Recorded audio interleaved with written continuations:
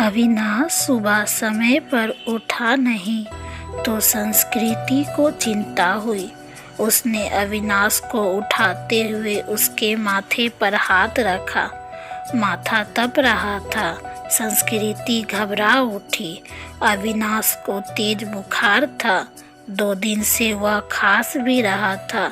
संस्कृति ने कल इसी वजह से उसे ऑफिस जाने से मना कर दिया था, मगर आज तेज बुखार भी था।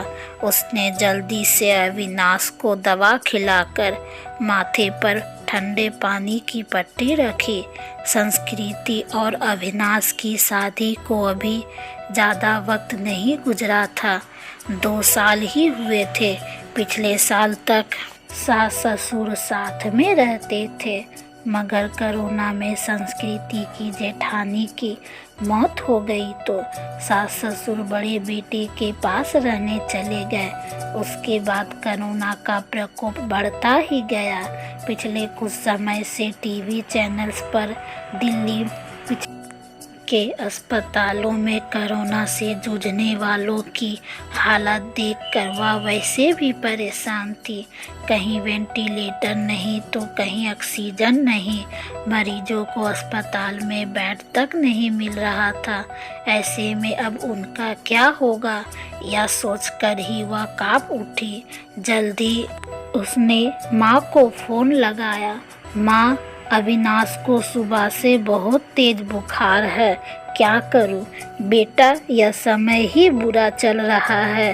राजू भी कोरोना पॉजिटिव है, वरना उसे भेज देती। हम खुद उसकी देखभाल में लगे हुए हैं।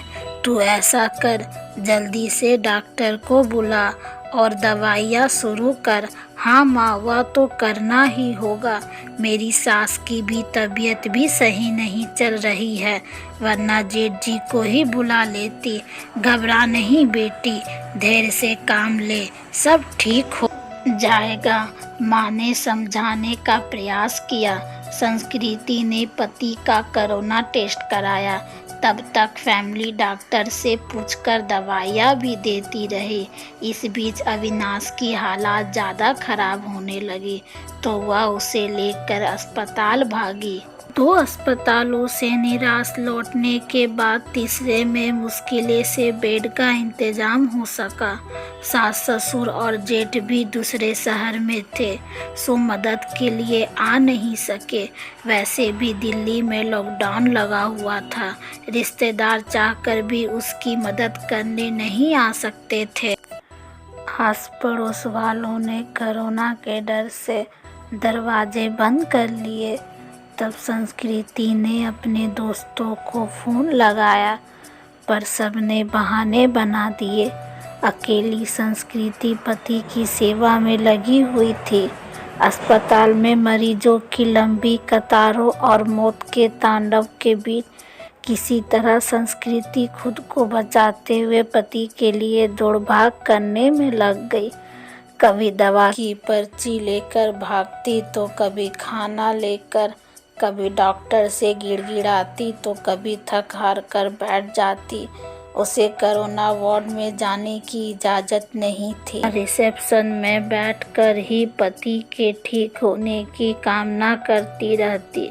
उस पर पति की तबीयत अच्छी होने के बजाय बिगड़ती जा रही थी।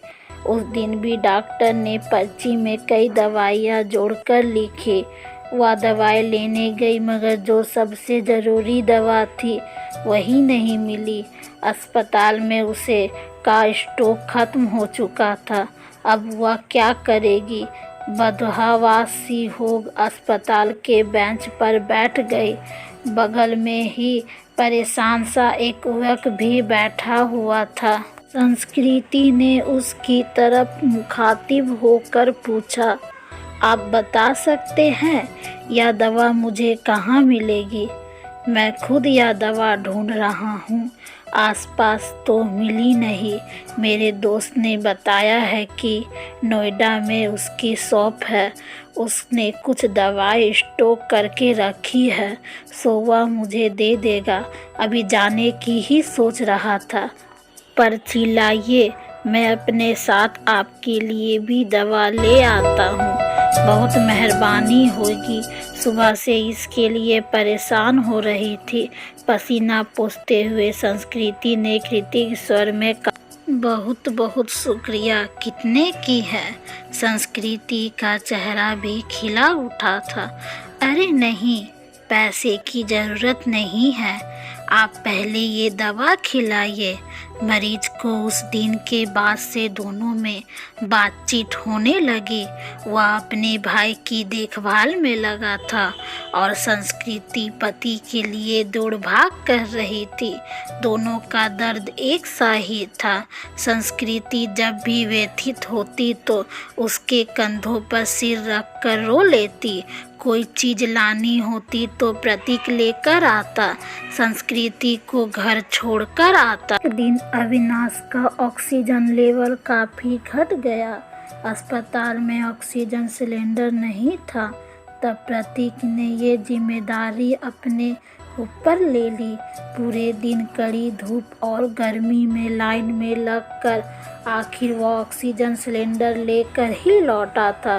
उस दिन संस्कृति ने पूछा था, आप मेरे लिए इतना कुछ कर रहे हैं, इतना ख्याल रखते हैं, मगर क्यों? मैं तो आपकी कुछ भी नहीं लगती। फिर बताओ ना, ऐसा क्यों कर रहे हो?